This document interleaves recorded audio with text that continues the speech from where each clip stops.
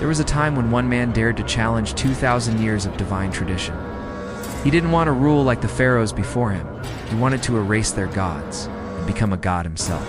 His name was Akhenaten, the heretic pharaoh, the one who broke Egypt in two and paid the price in silence.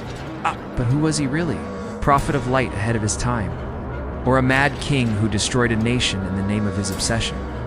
Let's uncover the forgotten truth about the pharaoh Egypt tried to erase forever. Akhenaten was born as Amenhotep IV, son of Amenhotep III, one of Egypt's greatest kings. He grew up in the golden age of the 18th dynasty, surrounded by power, wealth, and secrets.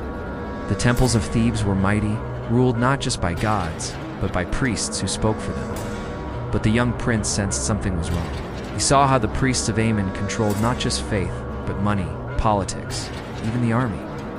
Egypt worshipped dozens of gods, each with temples, festivals, sacrifices. Yet Akhenaten believed that behind all of them, there was only one true force. The sun, Aten, the eternal disk, is not a god with a face or statue, but a pure presence. Light, heat, life. And he believed it spoke, only to him. When Amenhotep III died, the young pharaoh took the throne, and everything changed. At first it was subtle. Hymns praising Aten, new iconography, a shift in art. But soon, Akhenaten began a purge never seen before. He closed temples, melted idols, and ordered the name of Amen to be erased from walls, scrolls, and obelisks. He moved the capital far from Thebes, to a barren desert valley where he built a new city.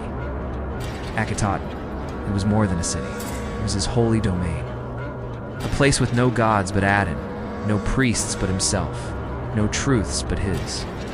In murals, Akhenaten appears with his wife Nefertiti, arms lifted to the sun disk, receiving its rays like divine breath.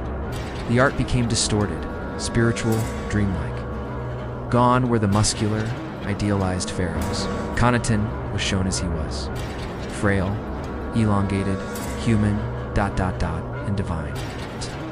This was not just a religious shift, it was a cultural war, and he believed it was destiny.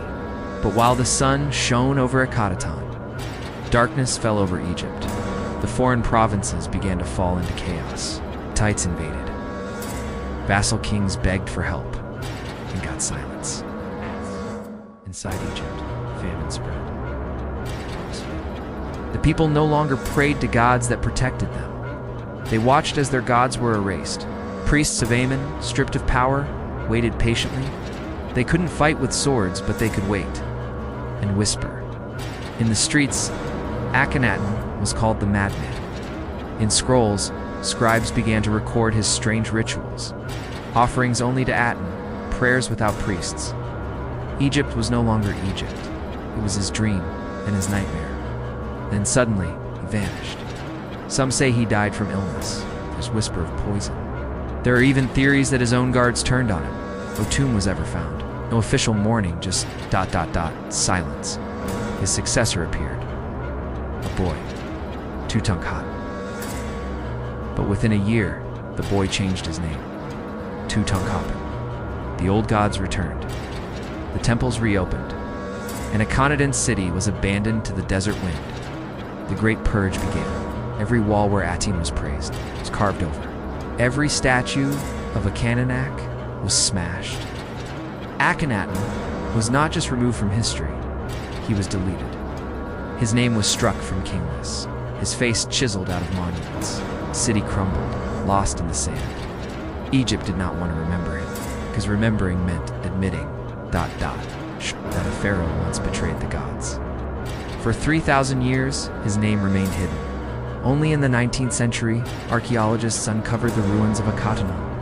Among the rubble, they found strange faces, sun disks, and fragments of a forbidden rain. The curse was lifted, but the mystery remained. Was Akhenaten a spiritual pioneer?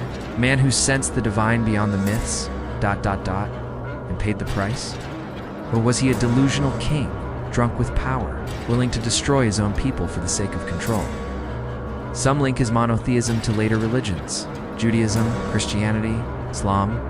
Others say he was simply mad. He changed the art, the language, the gods, and the state. In 17 years, He rewrote Egypt, and Egypt erased him in one. But no erasure is perfect. Every sunrise over the Nile, is a whisper of Adam. Every ruin buried in the sand carries a shadow, because when you defy the gods, they may curse you, but they never forget you. Every culture hid something. Here we dig it up. Subscribe for more forbidden stories from history's darkest corners.